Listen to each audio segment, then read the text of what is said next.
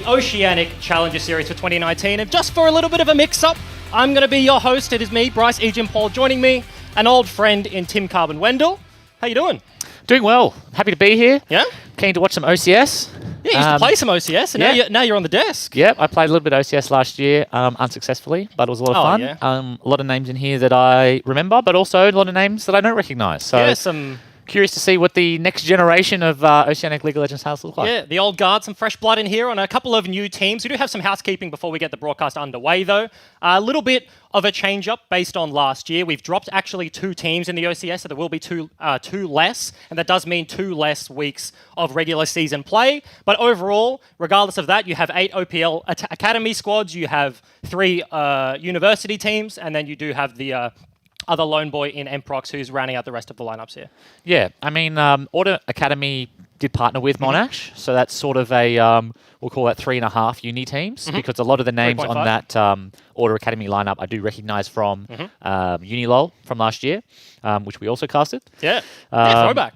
Yeah, I'm excited to see how all the uni teams fit in. I feel like that's a really good direction for Oceanic Esports to get schools involved, and I hope that they are able to be competitive. Yeah, absolutely, 100%. In saying that, we are going to bring up the schedule and we'll actually take a look at who is going to face off against who here today. So it is actually going to be ORA Academy, as you mentioned, facing off versus Emprox in game number 1. Dire Cubs, some old faces you absolutely will recognise on that squad coming into the 2019 season versus UTS Esports. Chiefs Academy versus Bombers Academy, rematch of the OPL Grand Final there, actually. Well, sorry, maybe a little bit of a while ago, maybe not. Automate that one. Legacy Genesis, I absolutely was, versus Mammoth to round out another couple of games there. Rematch of the OPL Grand Final. Yeah, that's it. And QUT Tigers versus UQ Union, so the Queensland squadrons facing off against one another. And then last game of the day will be Gravitas Academy versus AV Academy as well. Yeah, a couple of interesting games there. I think I'm excited to get into the first one. I feel like Emprox, there are a lot of names on there that I recognise from solo queue that are players that I don't think have played much OCS before, but I think have a bit of potential. So I'm pretty curious to see how they go.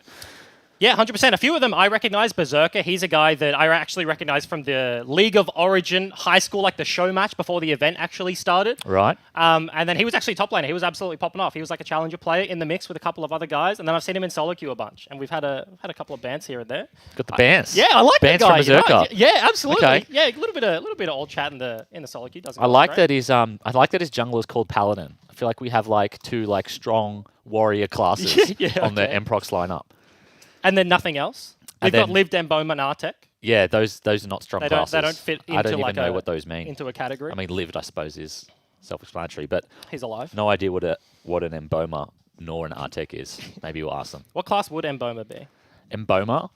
It's like to me, it's like I don't know. Emboman? Oh, that's a good one. I was thinking like African shaman type, like a witch doctor. Witch doctor, something like that. Okay, I can like that. What about on the other side of the coin? We got ORA Academy, Vans, Harry. I think Jacob is how you pronounce this guy's name. JLKC. Yeah, in a bit of the says Jacob. Yeah, in the content, the ORA Academy they released. It was Mulg and Jacob in that one, and he said, "Hi, my name is Jacob, and I do forget his last name, unfortunately, but that's how I'm going to pronounce it." I don't believe you, and I don't believe him. I think if you're that, guys, look at mid lane from ORA Academy and tell me that says Jacob. There's no way. Like, I was going into this like this is absolutely JLKC. Please chat, press 1 if Bryce is a liar. That's the truth that I'm going with. Heard it in the ORA Academy. It's your personal truth. Content. And 100%. We are going to head into Champ Select for the first game. And I feel like we are at the start of the season. You know, it is in between the OPL seasons, feeding up towards the end of the year here. It is pretty interesting. We've had a couple of patches since we've last seen some domestic competitive play in Oceania. And it will be interesting to see where these teams sort of land on the meta. Yeah, curious to see whether they're taking their bans from MSI, which is happening at the moment, or whether they are using the intimate knowledge they have of these players from solo queue and the like. Because at this level, often players can't play every meta champion, so you don't have the same worry as what you have with a full-time OPL squad or international squad. So you see a lot of target bans like the Sona for Mog? Mr. Aura Mog. Yeah, because I was going to say, like, that's kind of just a meta ban as well. You have the Sonotaric bottom lane, like, that's a big one. As we do kind of, like, get through the rest of the champions select, it is going to be Emprox banning away Sona, Ornn, and Morgana, and it is the Jarvan Thresher Kali on the other side. And these two champions, the first two lock-ins for both of these teams, are something I expected to have a high priority going into the day. Yeah, Ryze has been a strong mid laner for a really long time, and this patch is no different. He gets wave priority once he gets the tier, scales into the mid game really strongly once he gets a few items, so not a surprise to see it there. Not sure what lane it's going to yet. Lived is a solo queue player who climbed really quickly at the start of this year. I've seen him play mostly Vladimir. I don't know him as a huge Ryze player, but we'll see. Yeah, and on the other side of the coin, it is going to be the Nautilus and the Sejuani. Naut is a guy who received a couple of buffs in recent time, and not necessarily going towards the support lane, can go into the mid lane. I think we did see it played at MSI last night. It got a single mid lane game, and he's just kind of like new age mid lane tank Scion. He becomes, the Nautilus comes through, you build like Belt, Morellos, you get the Zhonyas as well, and he's just super tanky and one-shots your AD carry. LPL were playing Nautilus, I think, towards the end of the LPL season. Nautilus mid. So yeah, definitely flexible. I really don't know anything about JLKC. Of course, he just came from, he's just moved here from Malaysia. He's for an exchange student over at Monash. He did play pro in Malaysia apparently, so it might be that Nautilus is in his wheelhouse. I really don't know, but excited to see who picks that up. I do think though that Oceania as a region, we don't have many like tank mid laners, guys that are willing to play the Scion, willing to play the Nautilus. Frey is the name that springs to mind, like last year. What's his name? Shock from AV. Shock, yes. I think he's that guy. He plays a lot of off meta in general, but I think his tankier mids are definitely like really good, if not the best. Yeah. Maybe because we don't see other people play them, but I would be comfortable saying, you know, he's probably the best tank mid player in one the of the few. And we do want to rush through the rest of this one. It is going to be the Kindred picked up there for Paladin. Lived picking up the Galio as well. Rounding out the rest of Order Academy's first three is going to be the Vayne, and that's a pretty baller lock-in. They do get 2 bans for it, kind of shepherding in the pick because they are the red side, but... Vayne is super strong in this patch. Sees a lot of bans. Ceres is an off-roll, well, might be on-roll now, I'm not sure. Had a little bit of a switcheroo, But he's definitely been a top laner for the last 5 years, now playing AD carry, so it might be that he's just chosen Vayne as his champion of choice. When you roll swap, you definitely... You pick one. I feel like in your mind, you have, like, everyone has an idea of what other roles are. And, like, for me, I'm like Ceres. Like, when I think of AD carry, I think of Vayne, and when I think of, like, when I dream about role swapping, and I'm like, I wonder what it would have been like if I played AD carry. Like, Vayne is definitely... like the Carbon Vayne highlight reel is definitely what's going on in my mind. That is revolting. So I definitely reckon that he's been just playing. He's just picked up like the most fun AD and has just been spamming it. Like the highest skill cap, and he's like, I can do that. I'm that guy. I could be that guy. We will see at the end of the game. We'll see if Ceres is that guy. It was the Varus and the Heimerdinger to kind of shepherd that Vayne in the bottom side. Still kind of left open what she's going to be paired with at this stage, and it is the Jace Syndra bans on the other side of the coin there for Emprox. 2 picks here, 8 seconds left to decide. And they have a couple of options. Okay, so okay.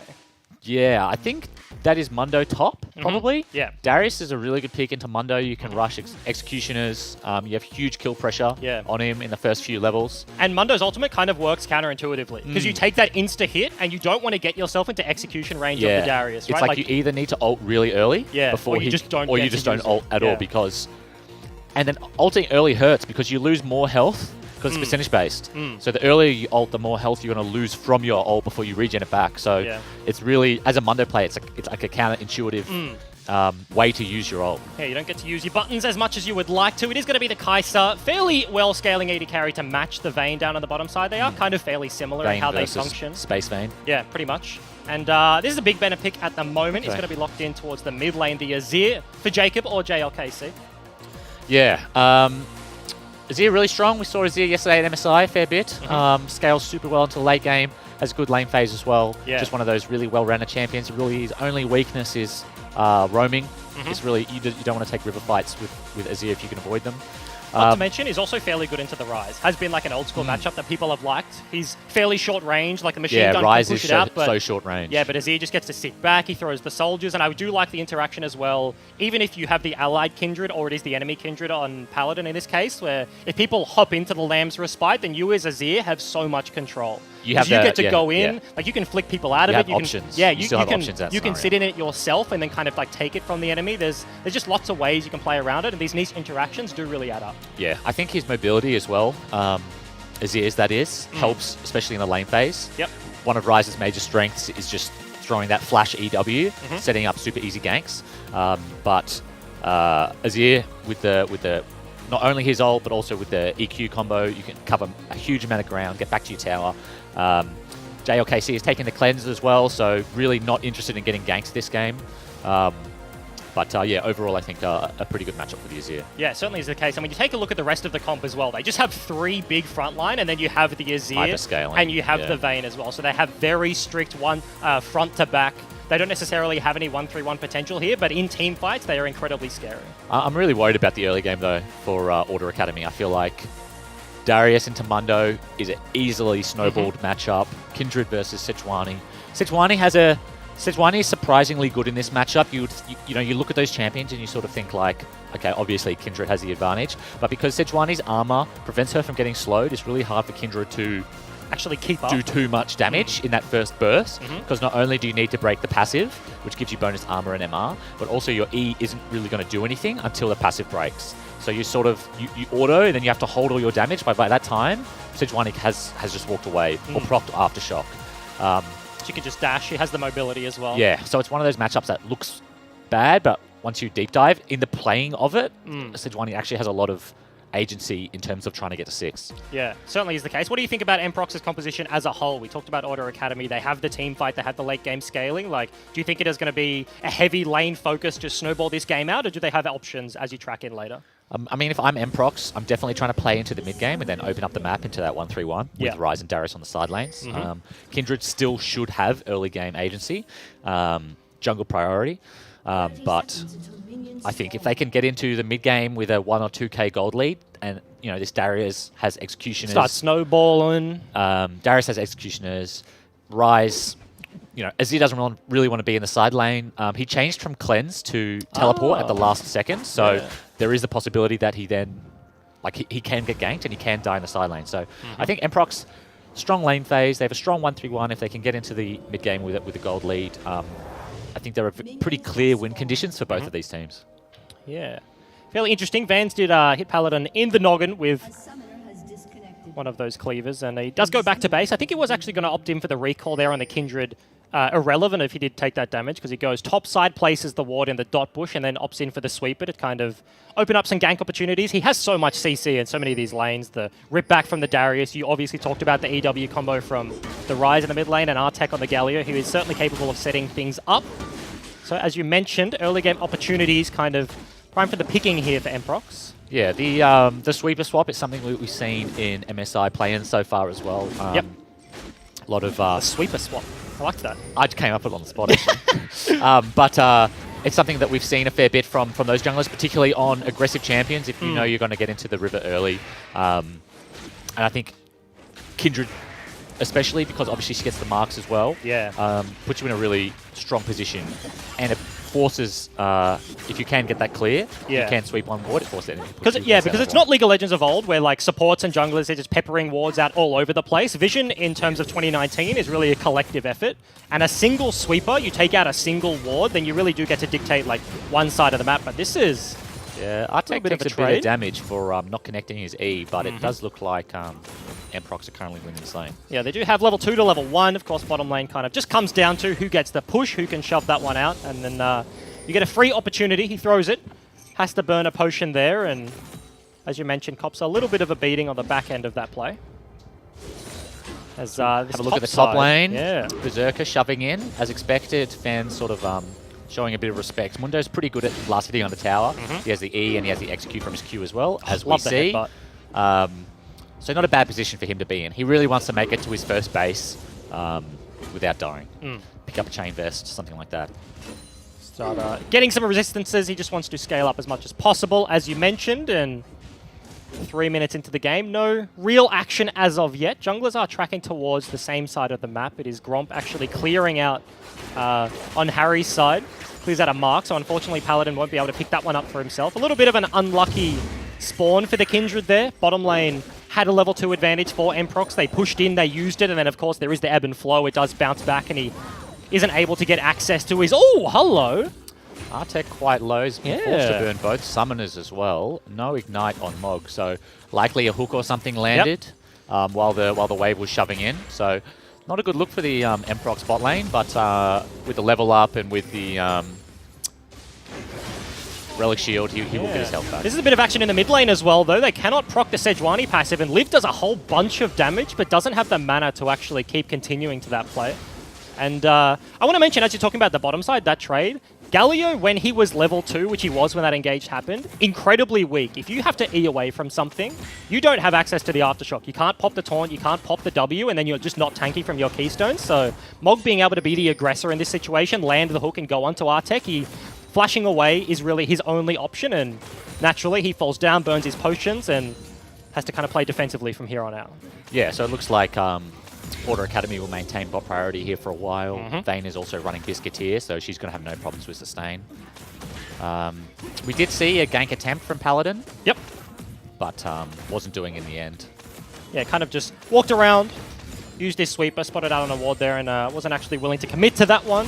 Galio just trying to help out, clear out as many of these range creeps as possible, but that is an unfortunate amount of damage that's going to be very difficult for Mboma to CS underneath the turret. Harry's been pretty fortunate with these Kindred spawns. Yeah. It's been twice that the Kindred mark has spawned on the camp he's about to take. How good does that feel? It feels really good. If you're the other jungler, if you're like the other guy, you're like, oh, cool. Because every time you take it, it's like another... I'm actually not sure what the time is, but it's like another minute that 45 you know seconds to a minute, that they can't have one. And it's especially good when you know that they can't spawn on the crab. Because obviously then you need to fight, and the Sejuani doesn't fight early. But if you know you can deny her from getting camps, you know, without risk, it's like, what else could you want as Sejuani at this stage? And all of a sudden, this is a 5 minutes 30. Kindred only has access to the singular mark. We haven't mentioned it so far, but it is actually the Ocean Dragon that spawns. So is not an Infernal, is not a Mountain, like anything like that. And teams won't necessarily be willing to opt into an early skirmish on the bottom side. Harry is looking to posture in towards the jungle of Paladin, but yeah, no pinks in his inventory and no trinket ward either. So just poking his head out, making sure that the dragon is being taken. But yeah, ultimately he's doing a really good job of farming to 6. He's rushed Cinderhulk, or Barmy Cinder rather, to he's getting there. Clear the camps as fast as he can. Oh, but on the top side though, Liv has actually roamed up with the jungler. That's a very low Mundo. The proc is going to come through. Wolf gets a bite out of him, and that's just the first blood for the Kindred. Berserker didn't even get an assist, but he's going to pick up plates on the back end. Did he have Mundo marked? I'm not sure. I believe the mark was on Sejuani. Okay. So I think he didn't have the mark available, but that was just very nicely timed, the roam up and clean execution. Yeah. I'm not sure if they knew that Sejuani was bot side, but that pink on the ramp means that it's super safe for Ryze to roam up. You had the Kindred with him also. Yep. Managed to get the TP back to mid lane. Doesn't even lose any farm, so... Yeah. This is play out of Emprox. Exactly what you talked about, right? The Azir doesn't want to be leaving lane, and if he did, you had that vision available. The pink ward was kind of behind the Ryze as they walk up, and look, focusing on the Darius lane, that makes a whole lot of sense. He gets himself about halfway towards that Black Cleaver, doesn't early invest into the Executioners, probably just had enough gold for the bigger item, and was like, hell yeah, brother. Yeah. Give me a look at that one. I'm not sure about that. I feel like, well, on the other hand, Vance did just use his ult, so you know for the next minute and a half that the Executioners isn't really relevant anyway. So probably not a bad buy, all things considered. Yep, certainly is the case. On the other side of the map, that was ORA Academy actually picking up the Dragon, so the Ocean is going to sit in their back pocket and kind of be nice for the rest of this laning phase. As you kind of expect, the Mundo is now just clearing creeps out with the Cleavers as best as possible. Yeah, well, fortunately for him, Cleaver does a lot of damage. Yeah. So he probably won't miss too many CS. Oh, that was creative. Nice, okay. I like that. How many can he do?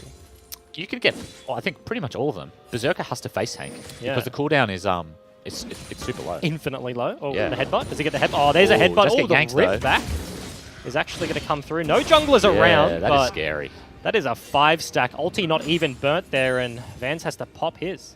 They both have flash, so probably one of those moments where Berserker could have all-inned if he wanted to, but he probably would have just traded Flash, and he's winning lane anyway, so probably not worth the risk. Favorable position. They do know the blue buff spawnings, or at least they should, based on what the junglers had done in the early game, and they know that Sejuani wants to track down there, give it to the Azir, so Berserker in the back of his mind is thinking, Paladin's going to be in my back pocket in a couple of seconds. If I don't commit here, then there will be so much threat onto the Mundo, and you see exactly that. Vans is actually sitting so deep in his jungle, afraid to face check the Darius, and he may just do it here. Well, he's got Can he get choice. The rip back? He can't get around. Oh, he did guess.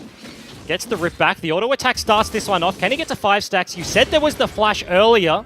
Berserker looking to all in this one. Does actually flash the flash trade, and that's the bleed ticking down. There you go. That's a very easy kill in the hands of Berserker. In that scenario, you need to flash first. Yep. That's the punishment for losing lane. It's like, okay, like he's on me, like I have to flash. Like that's just how it is. You can't just hold on to it in the hopes that like, oh, I'm just gonna flash out, play his auto attack. Like, if not impossible, it's extremely difficult. And it's kind of weird as well because we did get that little bit of spaghetti, so we don't actually know what happened with the flashes. It's it looks like they just flashed on the spot. Looks like he flashed after he died. It's like Van. Okay, this is what happens. Vans misplays the flash. Actually, hold that thought. The gank may just happen, but Jacob is going to walk away. But Vans flashes on the spot, and Berserker's like, man, I feel so bad for you. Like, this is consolation. He flashes on the spot, like, I got your back, man. Like, top laners need to stick together. Yeah, with the homie flash. That was a little too patient there from Paladin. I think he was hoping that JLKC would look for a lane ward. Yep. But JLKC doing the disciplined thing, knows Sejuani's on the bot side, isn't interested in warding that top side, just waits for the next wave to come in. I think there definitely was an opportunity for him to jump in on the first route. And, you know, yes, maybe it's not the kill, but burn a sum, force him home, force a TP, you know, do something. It's double TP matchup, right? So the Ignite's not there for the all-in with his scaling control mages, but it's already TP disadvantage for Liv. So if Paladin can come in, do some damage, force the Azir to TP back to lane, then you've done enough. You're kind of equalizing the summoner trade there, but this Azir, in the hands of JLKC, has done some very good things in the early game. He's up in CS, hasn't had to burn the summoner, and just kind of sitting pretty in a matchup he should. Yeah, no TP used yet. I mean, Liv did go top, I think. Yep. I expect likely, you know, the lane phase would look a little different if he just uses a TP to get tier catalyst instead of roaming. But no, this is Azir tracking. He's on the clock. You know, everything you could want in an Azir matchup. Harry has been level 6 for a little while now. I haven't seen him use his ult. I would like to see him be a bit more active on the map. His bot lane has had a lot of priority ever since that all-in that we didn't get to see. And I would like to see him pressure bot off the tower or potentially bring Nautilus mid. Now, a couple of actually big things have happened here. You talked about the bottom lane priority. It was from Order Academy. They rotated up, and as you mentioned, like, Harry hasn't been able to find an opportunity, but they were fishing for something. Here it is. The whiff comes out from the Sejuani. Galio's going to come in as well. Harry has to flash out, but the knock-up is still there. Double taunt. And that's just a very easy cleanup, and Artek, right place, right time, and turns it around. You hate to see it. You really do. You hate to see attention right. I love Sejuani flingers. I love Sejuani's on my team that just walk around the map. They've got a flail. Just fling out the ultis all over the place, but you need to fling him in the right direction. Yeah, that was an ex-Smithy, for sure. Yeah. But see, one of the problems, I think, and I think this is an execution thing for Sejuani's, the Q ult. There's something about Q ulting at the same time. Look, Q and R, they're the furthest buttons away from each other. Yeah, but it's about the angle with which you Q and then the angle with which you ult. So you're not queuing in a straight line at them and ulting in a straight line at them. Often it's you Q one direction over a wall, but because you're trying to like Q ult as fast as possible, you're queuing and then you immediately have to move your mouse to where the cursor. I've seen so many QR misses. As opposed to just like an R miss. Q, take a second, or just R over the wall. The QR, it's no good, guys. It's no good. It's only literally the optimal combo, but it's no good. It's no good. All right, that's a seal of approval. We saw it on screen, but we did not mention it. It was the Rift Herald that got taken out. Paladin soloed that one, so being able to pick up the objective, bashes it into topside, and now Berserker, 40 CS up, has first brick gold along with a bunch of plates. This matchup is so scary now. This is a roughie. I mean, we mentioned it before, and they opted in as well, which was pretty insane. But, okay, they're standing on a ward. This could be the moment for Order Academy. Yeah, Sejuani doesn't have the ulti available, but Vans is on the flank here. JLKC cannot find any damage to start this one off, but Vans is just in the front line. Paladin still has access to the Lamb's Respite, so a lot of burst comes through. And Lift is here. that's just a Mundo dead to rights. That's a double kill for the Rise, and JLKC has to flash over the wall. Mog has arrived, but do they want to fight this one? Series is on the flank, but Both won't bot lanes actually make it. have walked all the way up, but too little too late. Yep. This Mundo. Well, I mean, yes, this Mundo, but this Darius is what I meant to say. He is just so huge. He's got Merc Tread and the Black Cleaver. This is that solo queue Darius that you don't want to play against. Yeah, absolutely, because it is a triple AP top side of the map, basically. The Cleavers, they're from the Mundo, but then you have a Sejuani Azir. The Merc Treads kind of take care of any CC, and Azir doesn't want to be floating resources towards top side of the map, so this Darius is just going to be isolated, and Vans is going to have a rougher and rougher time. Just too slow. Yep. Looks for the cancel, can't quite find it. Yeah, the thing with those Merc Treads are, like, he has move speed from Berserkers. Yep. You can't slow him because he's got the treads. I mean, you can slow him, but... Oh, very nice flick back into an auto attack, and Okay. see you later. Signs of life Yep. from Order Academy. And Boma, definitely a bow class, and as soon as you get into melee range, he just falls down. I mean, they definitely have hyperscaling still. Series and JLKC, this game is definitely still in their hands. Yep. If they just outplay their opponents, 2v5, they could definitely win. They just have single buttons. Like, if they get CC, like, Nautilus isn't Merc treadable. If this Darius does group and then a Nautilus is just like Q auto-attacking, he lands the ulti, you're knocked up, and in that time, you have the burst from the Azir, burst from the Vayne, then he could be shredded, and he really is the one-man army at this stage, so... As you mentioned, down, but certainly not out. No, I think even with this huge deficit, if they can find a team fight where maybe Darius is late to the fight, or too early, trying to do some big things, some big Darius 1-0-2 things, they could definitely win front to back. I mean, Vayne, if Darius is on her, this Vayne is still going to do a ton of damage to him. Same with Azir, but yeah, it's about finding that fight, right? Yep. Like, that's in the utopian future for Order Academy. The real world has Darius that is probably going to kill everybody. Yeah. Well, that's the thing. They do have opportunity because it is the 1-3-1 as you expected. Berserker is actually going to flash onto Mog. This is that big Darius stuff I was talking about. Series gets the condemn, and that's just a flash for nothing there. The bottom lane of Order just keep themselves safe, and an opportunity looked at, an opportunity missed. Yeah, I feel like maybe Series should have just tried. You know? Go for the fight? Yeah, because he's already flashed. He's already hooked. Like, there's nothing he's got left for you. Yeah, those are really the threats. Ult at least. Like, you don't need to... I thought he just ulted. I got baited by the skin. You don't need to, like, flash after... Or, you know what I mean? You don't need to all in. Yep. And I suppose they don't have... They have a few wards in the river. They don't have deep river control. Maybe they didn't know where the jungler was, etc. But I feel like that was a really good opportunity to potentially... see how much damage you do. Yeah, look for a damage check. I am surprised that there is actually no shutdown in the hands of the Darius, 1, 0, and 2, but he does just have so much gold. This is a very sad time if you're an Order Academy fan. Vans has Here we go. opted in for the armor and is now laning against a Rise, but his friends are here. Paladin arrives along with their Sejuani, and that's an ulti flying out. JLKC arrives at the play. Very nice Realm Warp. May just get Paladin out, and he does. Takes the portal into Narnia, and he's just going to take a Krug camp. Heads up play from Liv there. The assist. Yeah, it's a really tough spot to be in. This is probably the ideal lane assignment for Order Academy, though. To have Mundo into the Rise. Mundo's probably not going to die to the Rise. Despite not having magic resist, he's probably going to be able to survive. In terms Vayne Nautilus the probably the best game. Vayne Nautilus is the best matchup versus Darius for Order Academy as well. So suspect lane assignments from Mprox at the moment.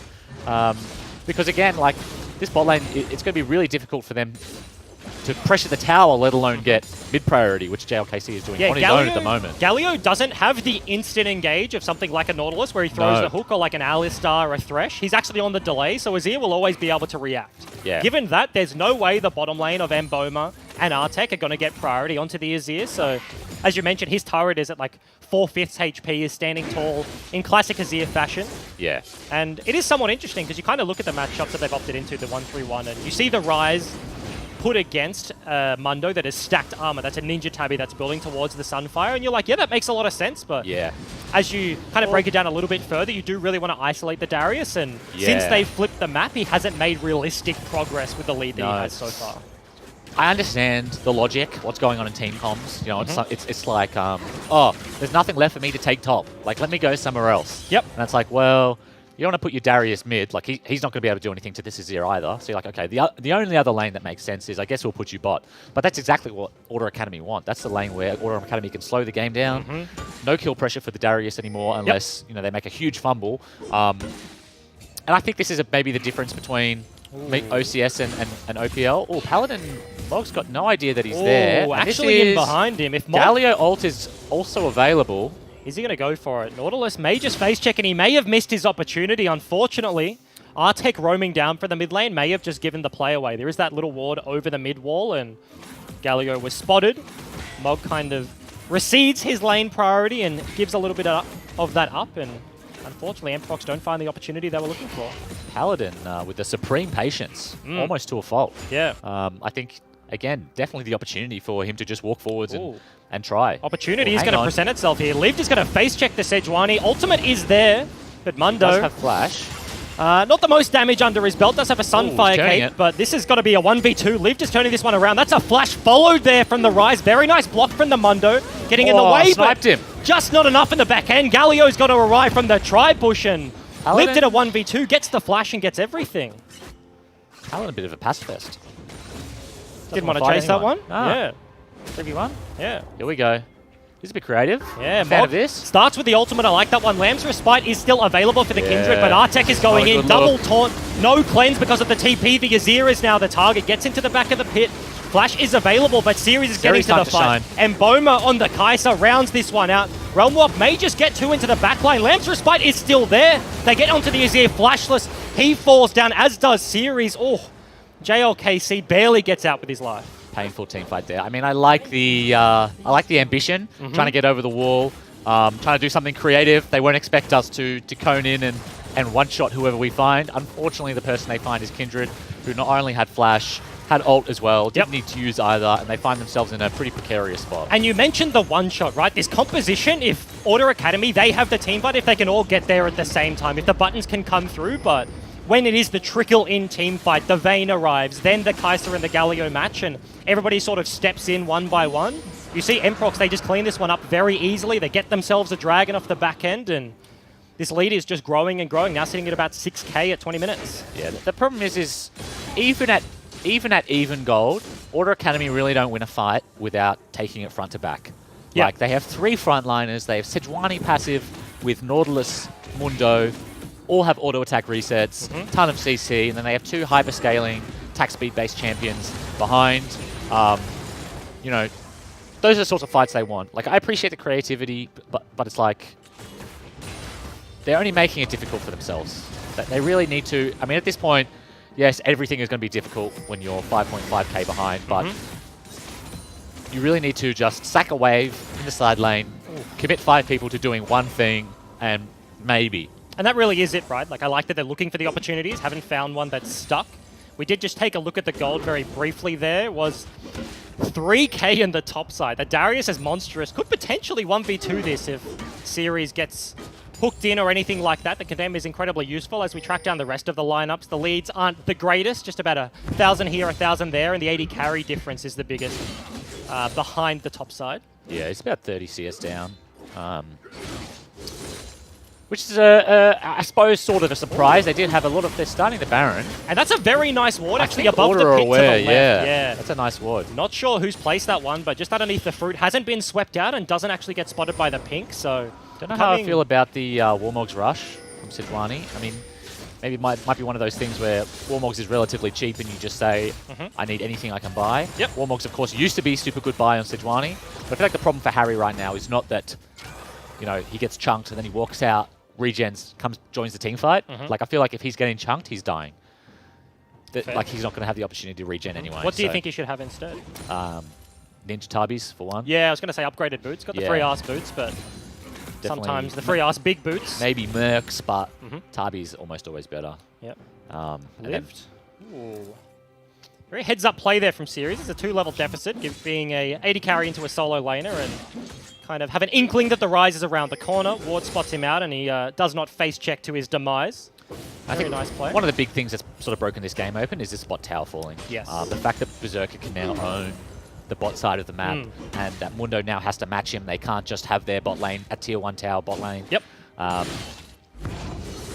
this has put a ton of pressure, and it's opening up those Baron opportunities. Yeah, certainly the case. And not to mention it's the mid lane as well. Now you have a Galio who's kind of just laning mid and can always ulti to the play. This could be disastrous from Vans. He pops the ultimate early, but Berserker still dishing out the damage, has access to the execute, and that's just going to be it. Very easy solo kill on the side lane, and the Baron was started up whilst it happened.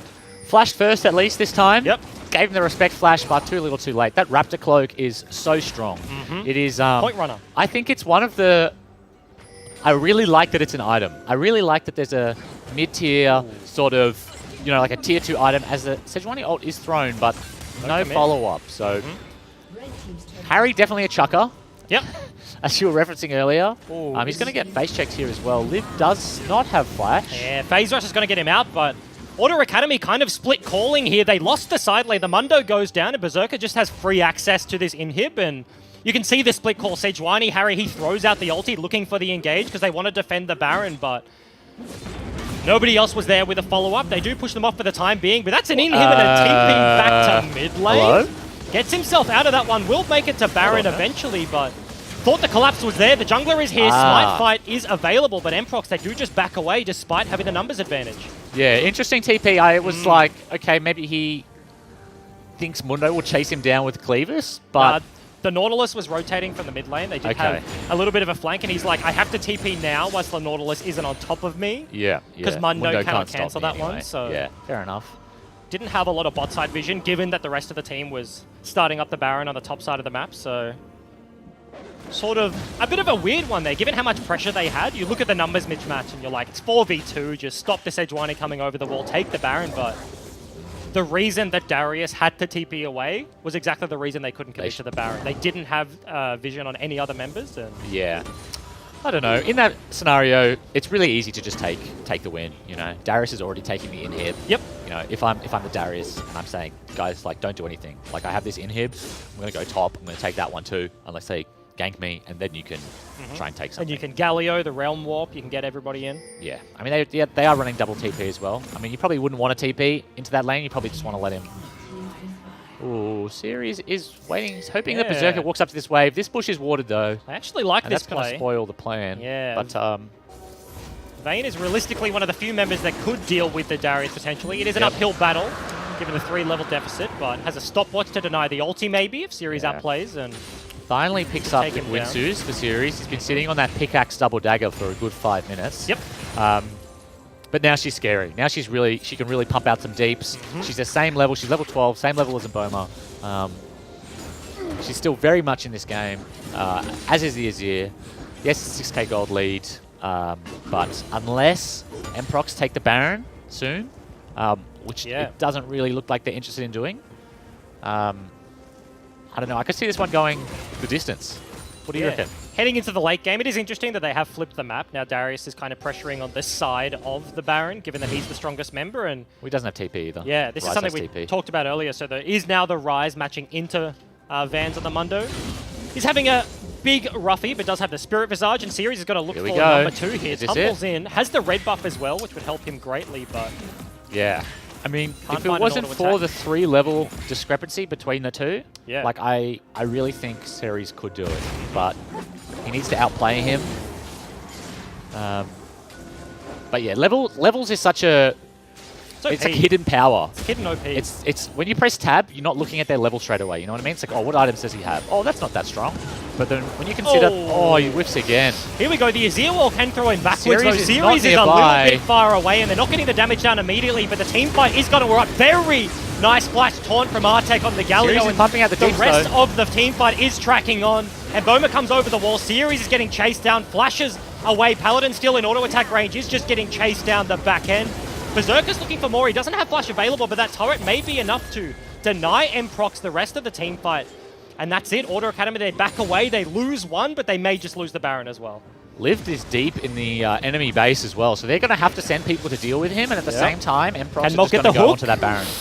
Very nice dance around the inhib. Denies Nautilus access to the Q, and is just going to be the Baron picked up. Harry doesn't have vision over the wall. The pink ward is just sitting in the pit, but he's going to track around. It's getting dangerously low, but they have Lamb's Respite to hold this one. Taunt is going to land. Getting inside the pit, but 1600 is not in smite range, and that's a very easy Baron pickup for Emprox. And progress the game significantly further. That's such a difficult position for Harry to get in there. Kindred has so many options while the Baron's being taken. You know, she can ult, she can... Like, there are enough mind games around the ult that make it difficult enough. Like, is she going to ult? Is she not going to ult? She can do it on reaction, or she can preempt you. On top of all the other stuff that goes along with a normal Baron trying to steal a Baron? Yeah. So it puts a lot of pressure on the other jungler. I mean, the best thing you can do is just try and get in the pit like he did, and then hope she ults and save your smite. But yeah, Paladin held all the cards there, and they just they stopped the damage, stopped the damage on the Baron. And they have so much CC. The Galio has the W, has the E. Very easy to get on top of a Sejuani that kind of just has to walk aimlessly in your direction. Doesn't really have any other options, as you were talking about. So Baron in the hands of the 1-3-1 comp now. Darius is going to do some work on the bottom side, as is Lived on the top side. I feel like Series has been put up here because they do not know where the Darius is right now, and kind of fishing for a Darius deploy, but unfortunately now we'll find out that it is a Rise, and that's much harder for him to lock down. But with the help of Mog, they're going to get in behind him, and they're going to try. Ultis are available. He's close to the wall. This could be a condemn as well. Knockup is going to land, and he's just straight up dead. Seraphs does get popped, but that's a very nice shutdown. 300 gold on top of the kill gives Series a fat back pocket, and that's against the flow with a Baron, right? Mprox wanted to set this one up, and that stalls them out greatly. And if he gets home in time, he can maybe deal with this Darius push as well. You can see the pings going onto Berserker at the moment. Harry needs to be careful because he does die pretty quick. But he's actually just committing to this one. Yeah, they're taking the mid tower at the same time. So they're trying to put Order Academy in a position where they have to choose between either bot or mid. It's working so far as they're taking the tier 2. But yeah, now that Vayne has gotten back, it's pretty dangerous for them to commit to either option. Yeah, Berserker gets chunked about 1/3 of his HP, but no real options are still available. JLKC does not have the turret available, I think, so... Liv does have TP, though, when he respawns. So there is an opportunity for Mprox to play aggressive and then just rely on the Rise TP. Order Academy to commit on the 4v5, not realizing that Rise had TP. Yeah, their stall isn't the entirety of his duration. Like, he counts down, then has to walk from base. Does get the cheat tempo, so he's already at the play. 30 minutes into the game, the gold lead is 8,000, and Baron buff still on 4 of these members, and they're pressuring. They really want this bottom side inhib, but yeah, it's kind of a 3-2 split, and Berserker can't hit the inhib underneath this pressure. Vayne almost has her ult back, and this is the sort of scenario that is dangerous for Mprox. To take a fight where it's front to back and there's a tower involved, that's pretty scary. But with this AK gold lead, it might not matter. Yep, Cannon Minion does all the work on the back end of the inhib, and that does fall down for another time this game. So Berserker did enough auto-attacking, and that falls to the wayside. The mid lane inhib is the choice of defense here from Order Academy. They have the range, they have the Azir, they do have the wave clear available if they want it. It's very hard for short-range mage like Rise and short-range AD carry like Kaiser to hit in the face of an Azir with such a big front line, and you can see this setup is exactly what they're doing. Yeah, I mean, you need to rely on the cannon to take towers for you in this scenario, but there's a lot of wave clear. The Azir just puts so much pressure on you because there's the opportunity to scoop, but also it's very difficult to dive him. He can clear the range, you can clear the minions rather from afar. Mprox, doing the disciplined thing. Baron's out. They're just going to take what looks like an air dragon, reset, probably look to do something with their Darius. Yeah, maybe look for the next Baron spawn. Will be in a couple of minutes, but they have hit their 3 item spikes. It's the Runards completed for the Kaiser, it's the Death Cap for the Rise, and all of their carries are kind of just accelerated. They are gigantic. They're all so fat. 3 items on the jungler as well. Very tough ass. Yeah. Yep. No, I mean, even this Galio. Completed items. Only the Knight's Vow on the Nautilus so far. Yeah, just waiting for Darius to put some pressure on in the side lane. I feel like there's no answer for Order Academy. They need to commit 2 members at least to stop him. Yeah, and then you have the other side of the coin. Like, if you throw members at the Darius, they just start up the Baron. So they do have kind of a minute 20 left before they're pulled to both sides of the map simultaneously. And well, that's assuming that he actually goes bot. Mprox just straight up looking to pressure the top side of the map. I actually like this one. They're getting the deep vision, and then in about a minute, they will be able to fall back if they haven't been able to crack the base, but they have opportunities. Series is onto Berserker, and you can see if you got the 3rd proc off, then the true damage would have done a fair chunk, but only 2 auto attacks means that Berserker kind of just shrugs off the Vayne at this point. You can tell he wants to hit him so bad. Yeah. He knows. Like, he knows that if you can get on him, he can get the shutdown. He can stop the side lane pressure. Here it is. Hook Ooh, misses. misses the hook. Oh, goes into melee Get range, and the rest of them are here. QSS still available. Pops it to get out of the range of the Galio, but that is just too little too late. The Kai'Sa comes flying in. Very nice knock-up, and this is the cleanup crew here for Mprox. JLKC does some work with the Emperor's Divide, but Berserker is absolutely massive on the back end, and that's an ace, that's a cleanup, that's the inhib, and that should be the rest of this game. Back to school for Order Academy. You could feel how bad Series wanted to auto him. I said it before he all in. You could see in the way that he was moving that he was desperate to get on top of this Darius and stop the split push that had been pressuring them all game. The feeling of having a split pusher that you can't deal with, you feel it in your gut. You know, you get clammy hands. You start sweating. You really feel like, man, this Darius is just going to shove all the way into my Nexus. There's nothing I can do. I'm just playing AD carry. But he goes in, he looks for it. Unfortunately, there's a Galio, there's a Kindred. Right. As soon as a piece of CC lands, and Boma's just flying in from the side lanes. And yeah, no QSS. Didn't have the summoners available at that point. And he did have QSS. No, he uses it for the Galio, then the Kai'Sa runs in, and he just gets one hit. You can't QSS damage, unfortunately. And that really was their one opportunity. Could not find it. QSS Ignite. Oh, okay. True. True. You used to be able to QSS like Zmark, but unfortunately they removed that one. That's actually, imagine just like, are you ulting? Nah. Nah, you have 3 abilities this game. Okay, that's fair enough. But I do want to congratulate Mprox on the win. That was a fairly stable early game. You know, they got the Darius ahead. The matchup they should have been looking towards. They played weak side bottom lane, and it was the Kindred. Got denied a couple of marks, but once they got access, the Rise, the Kindred, the Roam top side, that was it. Darius ahead, the snowball. No, I'm a fan of what Harry did with the Kindred that game. I feel like Kindred has sort of a stigma maybe, where, you know, she's a range champion, wins most jungle matchups, so you should play aggressive and you should pressure the enemy jungler. And like, you should do all those things, but I feel like so many people bait themselves into bad scenarios trying to get Gromp marks. Or, but I feel like he played patient, waited for his opportunities, roamed top with a Rise early on, set up that Mundo snowball. That was a good game from him. Yeah, certainly the case. And we are going to take a quick short break, and we will head into game 2 after this one.